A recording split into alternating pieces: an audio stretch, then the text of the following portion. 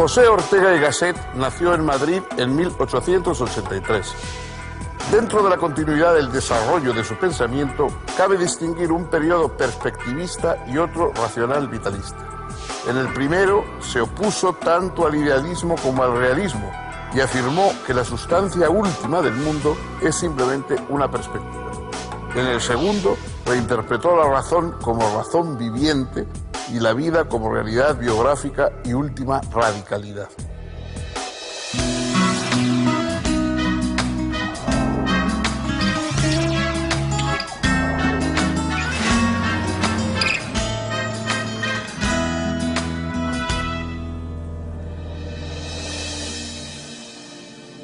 ¿Cómo están, amigos? Bienvenidos.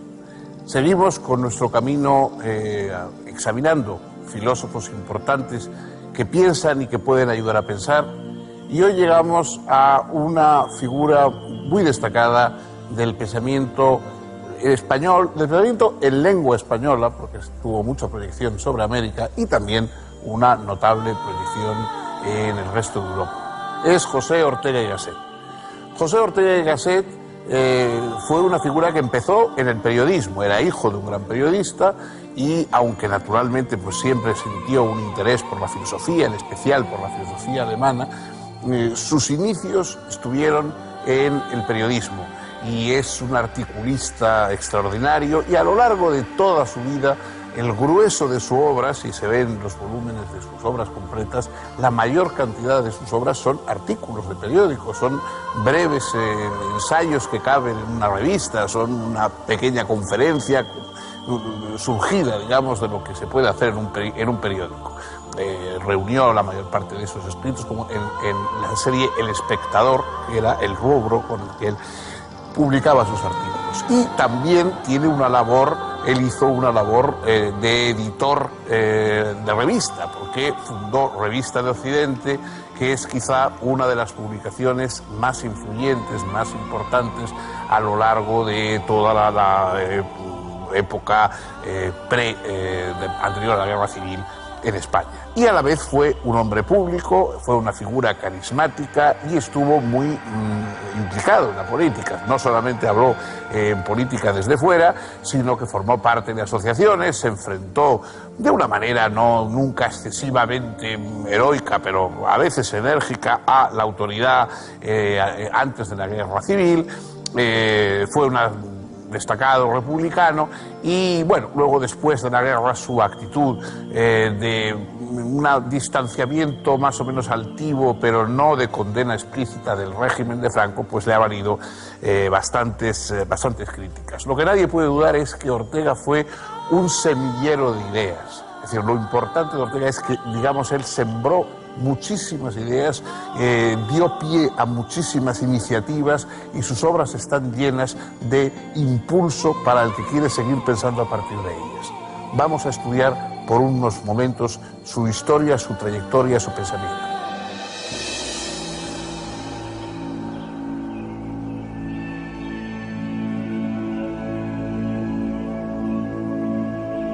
José Ortega y Gasset provenía de una familia de la alta burguesía madrileña. Su abuelo materno y su padre fueron notorios periodistas, y él mismo mostró pronto dotes suficientes para emularlos. A los 8 años es inscripto en el internado jesuita de El Palo, en Málaga. En 1897 obtuvo el título de bachiller con promedio sobresaliente e ingresa en la Universidad Central de Madrid, con la intención de seguir la carrera de leyes, pero pronto se cambia a la de filosofía. Obtiene su licenciatura brillantemente en 1902. Desde el comienzo de su trayectoria intelectual, aboga por la modernización y europeización de España. En 1905 obtiene su doctorado.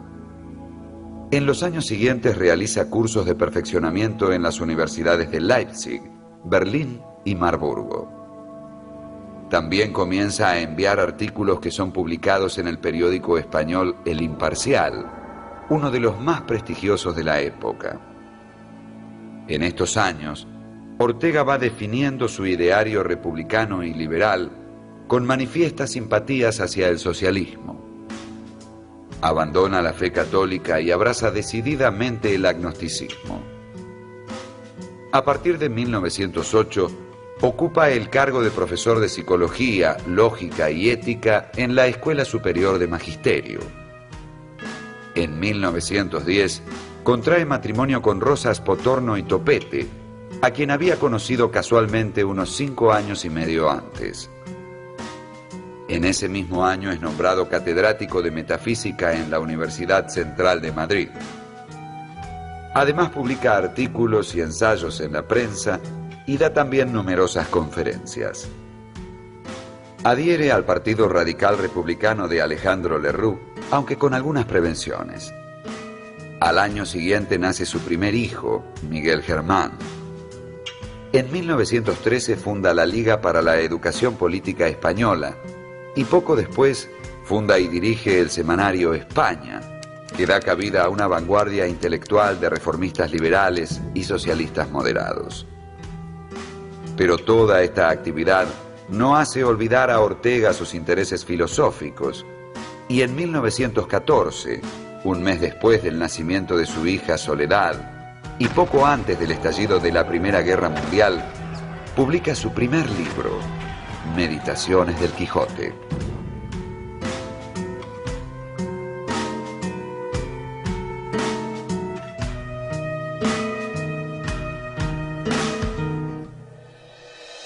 En su primera obra publicada, Meditaciones del Quijote, que es una obra muy variopinta, con muchos aspectos, muy caleidoscópica, nada sistemática, nada orgánica, y que ya preludiaba, digamos, una carrera que no iba a ir por los cauces habituales de la academia y de la universidad, sino que iba a estar un poco siempre al margen, como un francotirador, mucho más próximo a los ensayistas más actuales, más modernos, que a lo que había habido en el pasado. Digo que en esa obra, en las Meditaciones del Quijote, Ortega acuña la frase que se va a convertir casi en el lema y en el frontispicio de toda su obra filosófica. Yo soy yo y mi circunstancia. Y añade, y si no la salvo a ella, tampoco me podré salvar yo. Es decir, el ser humano es evidentemente una individualidad. Para Ortega lo que existe es esa biografía humana. Él no cree, dice en un momento, que no existe, el ser humano no tiene naturaleza, sino que tiene historia.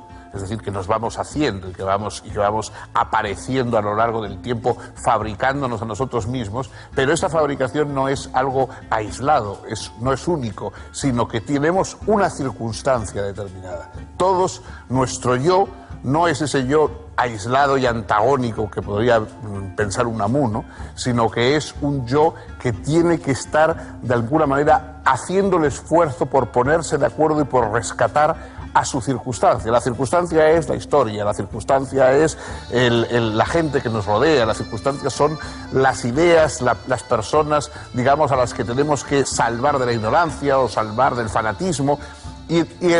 Hay que salvar esa circunstancia. O sea, el yo no basta con que yo me retire a mi torre de marfil, con que yo logre de alguna manera alcanzar una cierta perfección personal, si no he logrado levantar y salvar la circunstancia que me rodea, es decir, el país, la época en que me toca. Eso define bien esa tarea regeneracionista que tuvo Ortega. Ortega pues tuvo una dimensión de regeneracionismo y de ahí su pasión por la publicación, las revistas, en fin, no fue un hombre desligado nunca de su tiempo, sino que al contrario, más bien brotó su pensamiento de la necesidad de salvarlo.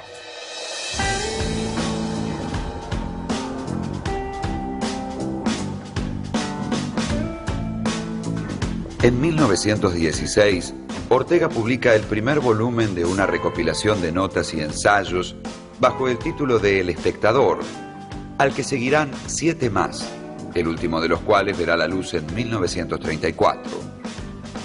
También en 1916 es invitado a dar una serie de charlas en Buenos Aires, donde recibe un caluroso reconocimiento.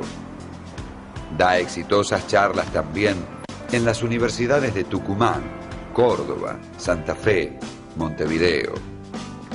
Regresa a España en 1917 y se encuentra con su tercer hijo, José, nacido un par de meses antes. junto con un amigo, Nicolás María de Urgoiti, funda el periódico liberal El Sol. En 1919, Urgoiti funda la editorial Calpe, que pronto se fusionará con la catalana editorial Espasa y para la que Ortega dirige la colección Biblioteca de las Ideas del siglo XX. Pero todo eso no es suficiente para él. En 1923 funda la editorial Revista de Occidente. En 1928 visita Buenos Aires y Santiago de Chile. Y en 1931 funda la agrupación al servicio de la República, junto con Gregorio Marañón y Ramón Pérez de Ayala.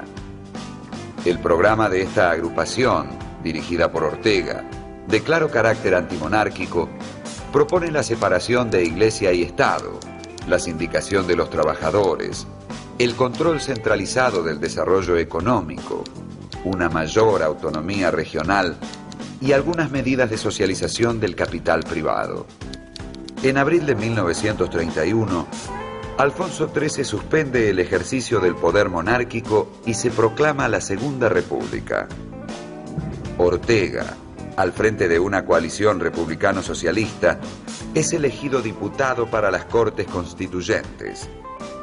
No obstante, ante la radicalización de la izquierda y la derecha, y consciente de su escasa influencia en la lucha parlamentaria, Ortega se retira de la actividad política, disolviendo la agrupación al servicio de la República y renunciando a su puesto en el Parlamento. En estos años, previos a la Guerra Civil, Ortega publica varios libros, entre ellos España invertebrada, El tema de nuestro tiempo, La deshumanización del arte, Ideas sobre la novela y fundamentalmente La rebelión de las masas, en 1930, que le vale el inmediato reconocimiento internacional. Esta obra lleva hasta sus últimas consecuencias las teorías orteguianas del perspectivismo y de las circunstancias. Luego, en rápida sucesión, aparecerán otros títulos: Goethe desde adentro, Unas lecciones de metafísica, Meditaciones de la técnica, En torno a Galileo, Historia como sistema y Misión del bibliotecario. Comienza en estos textos a profundizar en el tema que ocupará sus reflexiones de aquí en más: la vida. Para Ortega, la vida y la razón son irreductibles entre sí, pero a la vez están en continua colaboración y participación mutua. La unión dinámica de ambas es lo que Ortega denomina razón vital. Esta razón vital, realizada en el curso de los tiempos y manifiesta en cada momento vivido, es razón histórica, que explicita el hecho de que el hombre es siempre él mismo y su circunstancia. De modo que la circunstancia es la articulación de la razón vital con el conjunto de lo dado en cuanto suma de todos los puntos de vista individuales.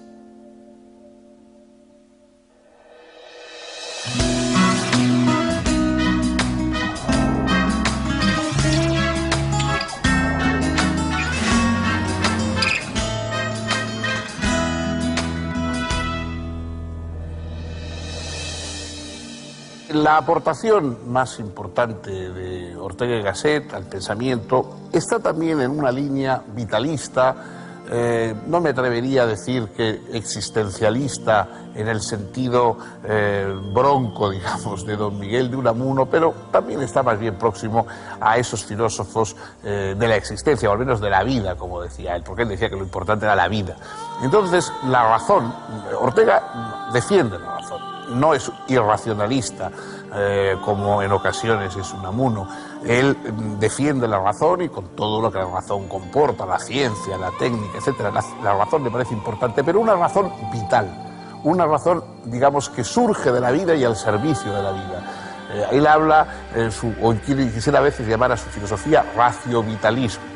No un racionalismo, sino un raciovitalismo, es decir, una mezcla entre racionalismo y vitalismo, una combinación de ambas cosas. Ni un vitalismo ciego, ni un racionalismo anémico y que olvida la fuerza, la necesidad de la vida. Porque pensamos para vivir, pensamos para vivir mejor. En cierto momento él compara al filósofo como alguien que ha caído de un barco o un naufragado que está allí en el mar tumultuoso, turbulento, y entonces tiene que intentar nadar. La filosofía es ese intentar nadar cuando nos estamos ahogando en la realidad. Es decir, hemos caído en la realidad, estamos manoteando, tratando de salvarnos en la realidad, y ese intento de salvación es precisamente la filosofía. No es una filosofía meramente académica, no es por supuesto un conocimiento del mundo como si fuera simplemente un agradable espectáculo que vemos, sino que es la urgente necesidad de saber a qué atenernos, de saber cómo vivir, de saber cómo nos vamos a arreglar con la realidad, que es eso que nos está haciendo y ofreciendo permanentemente resistencia. El raciovitalismo, la razón vital, la combinación de la lucidez intelectual y el empuje y la urgencia vital es lo que da su tono esencial a la filosofía de Ortega y Gasset.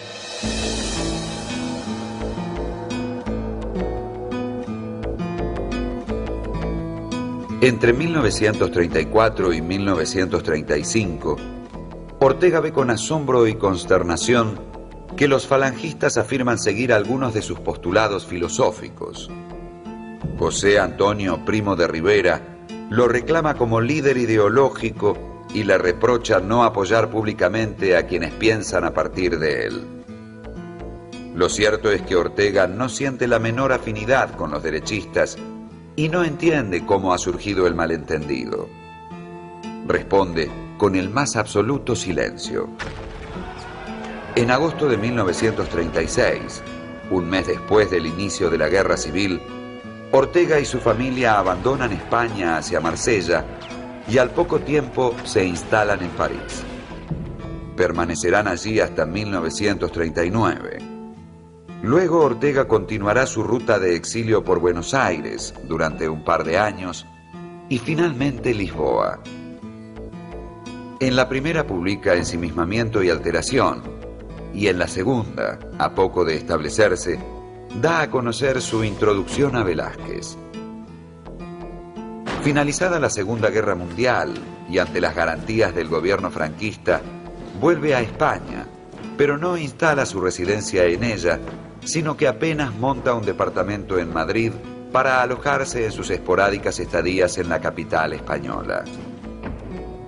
Escribió aún su estudio sobre la idea de principio en Leibniz, en el que realizó un análisis sistemático de la idea de principio a través de la historia de la filosofía y pronunció brillantes conferencias en Estados Unidos, Gran Bretaña, Italia y Alemania.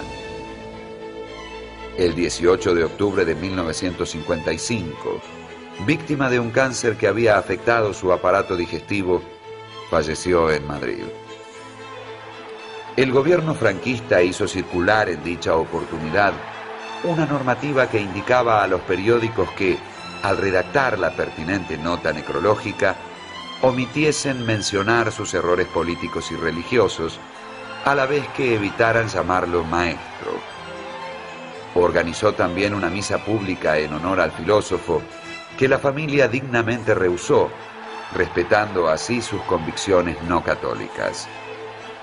La revista Ínsula dedicó un número entero a Ortega y fue inmediatamente clausurada.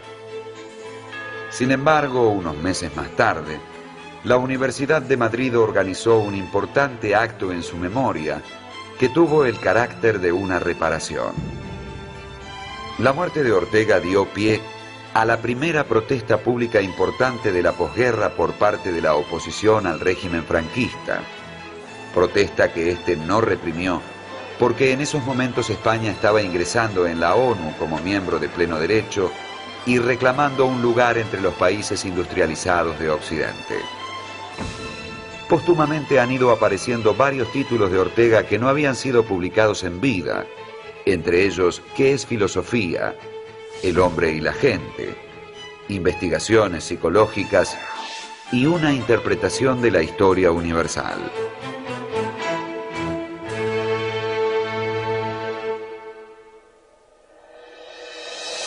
Ortega y Gasset ha tenido una gran y duradera influencia en el pensamiento español y en el pensamiento hispanoamericano. Por supuesto, en un primer momento, durante la época del franquismo, en la cual él mantuvo una postura de reserva, pero no de contestación decidida, lo cual se le ha reprochado.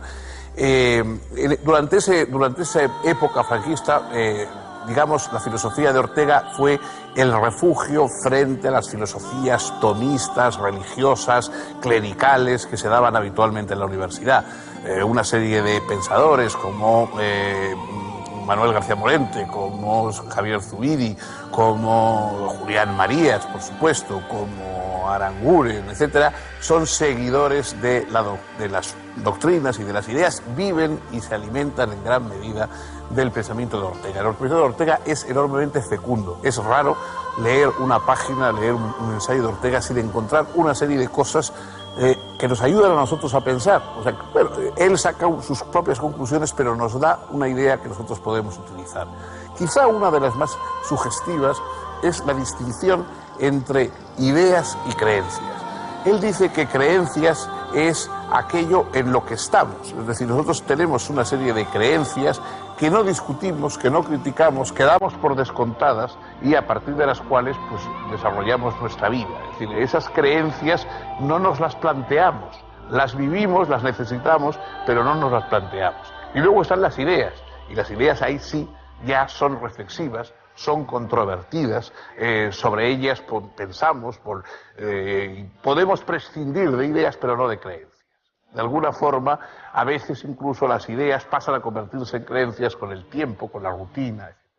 Hay muchas ideas importantes en Ortega y muchas ideas que siguen siéndolo. Ha pasado, como muchos pensadores, un cierto purgatorio. En una época estaba bien visto hablar mal de Ortega o desdeñar a Ortega, pero yo creo que con el tiempo se va agigantando bastante su obra y se está viendo que es una obra de indudable mérito y sobre todo de indudable fecundidad. Hasta aquí hoy hemos llegado acompañando a este pensador. El próximo día tendremos otro pensador y tendremos otra reflexión que también compartiremos con ustedes.